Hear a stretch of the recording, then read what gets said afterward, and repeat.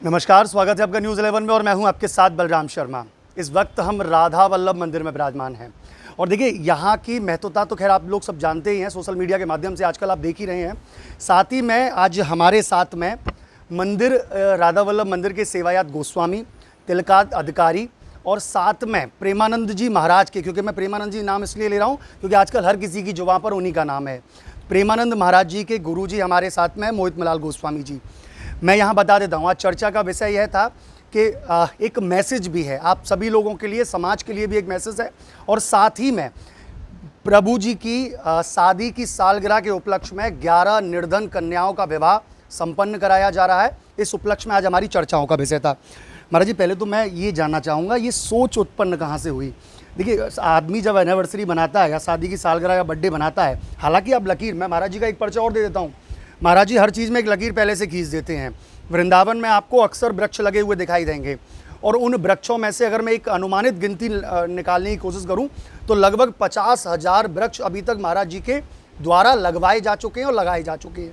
महाराज जी का कहना है, आपका जन्मदिन हो, आपकी एनिवर्सरी हो, आपके बच्चे का जन्मदिन हो, कुछ मत करिए, कोई सेलिब्रेशन मत करिए, एक वृक्ष अपने नाम से लगाइए। हालांकि सरकार ने तो अभी यह बीड़ा उठाया है, एक वृक्ष माँ के नाम से एक मुहिम चलाई है, लेकिन महाराज जी 2016 से ही इस मुहिम को अनवरत रूप से जारी रखे हुए हैं और अभी तक वृंदावन में लगभग 50,000 वृक्ष रोपित हो चुके हैं। महाराज जी, पहले तो ये नई सोच कहाँ से आई, मैं यही जानना चाहूँगा।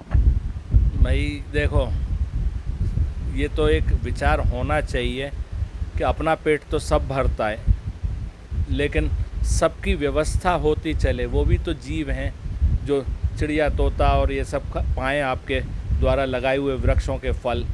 मनुष्य तो पाएगा ही पाएगा, वो तो ऐसा सामर्थ्यवान भी है, ठाकुर जी की कृपा से बाज़ार से खरीद के भी खा सकता है। जो बोल नहीं सकते हैं वृंदावन के पक्षी, पक्षियों की संख्या वृंदावन से कम होती जा रही है।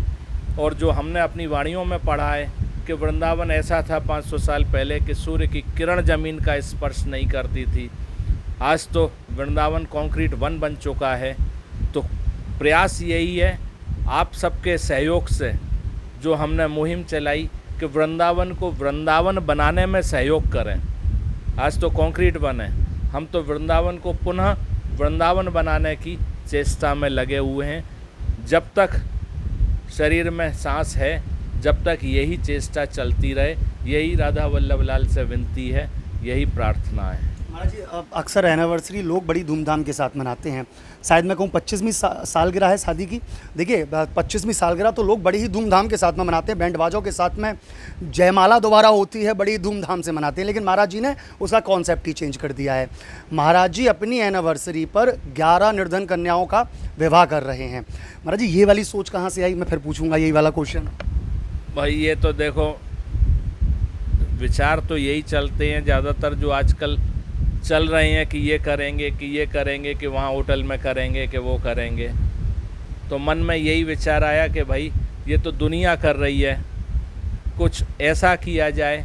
कोई भी उत्सव में, घर में कोई भी उत्सव हो, बच्चे की जन्मगांठ है तो भाई सामर्थ्यवान जो हैं उनको तो खिला दिया जाता है, जो असमर्थ हैं उनकी व्यवस्था हो। ऐसे में कहीं जाके अन्न क्षेत्र लगाए, जो गरीबों को भोजन मिल सके।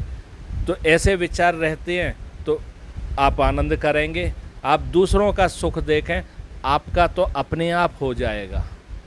आप दूसरों की तरफ दृष्टि डालें तो अपने आप हो जाएगा, क्योंकि हमें बचपन में शिक्षा दी गई, सबको दी जाती है, सबकी माँ पिता देते हैं, बड़े लोग देते हैं घर के, कि भाई नीचे देख के चलो। कारण ये नहीं है कि ठोकर लग जाए या कोई कंकड़ पत्थर आपके पैर में नहीं चुभे, उसके लिए नहीं है। अपने से नीचे वालों को देख के चलो, इसमें प्रसन्नता रखो कि वाह महाराज आपकी बड़ी कृपा, फलाने के पास में तो साइकिल है और मुझे आपने मोटरसाइकिल दे रखी है।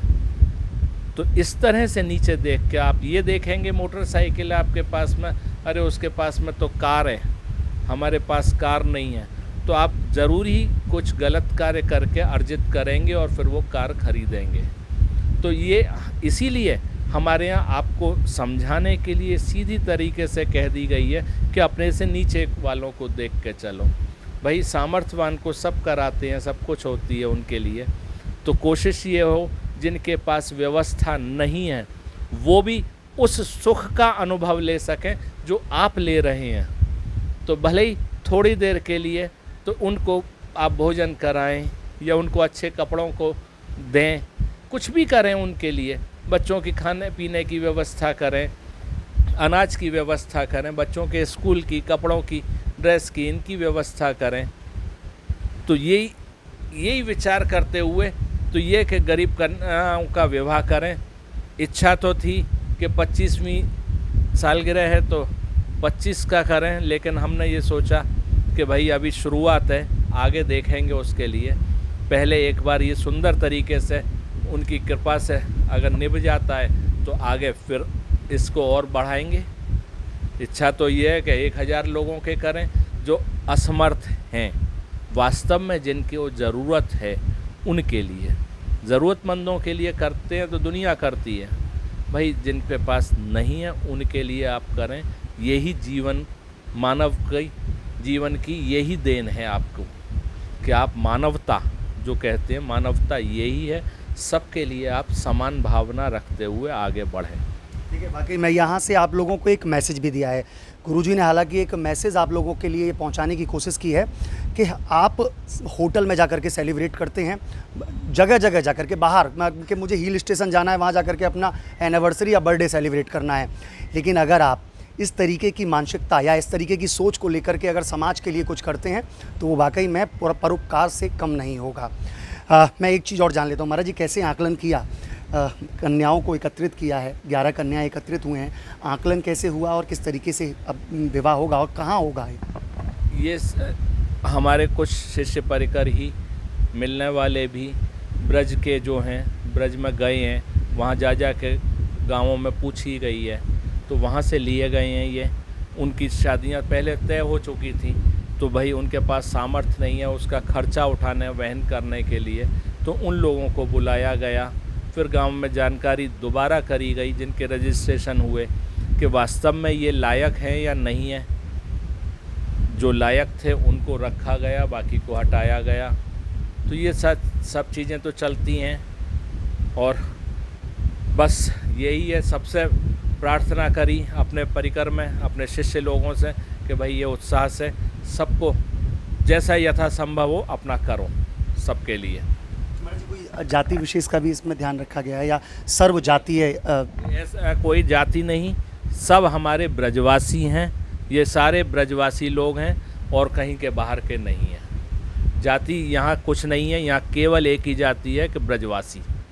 अरे जी क्या मैसेज देना चाहेंगे? देखिए मैंने तो कई बार बोल दिया लोगों से, आपके मुखारबिंद से निकला हुआ वाकई में वो मैसेज पूरे विश्व में घूमता है। तो क्या मैसेज ऐसे में संदेश उन लोगों को देना चाहेंगे जो होटलों में जाकर के या हिल स्टेशनों पे जाकर के अपना जन्मदिन मनाते हैं, अपनी एनिवर्सरी मनाते हैं? एक अवेयरनेस पेड़ के माध्यम से तो आपने शुरू से ही चला रखी है 2016 से, अब इस वाले मैसेज में क्या कहना चाहेंगे?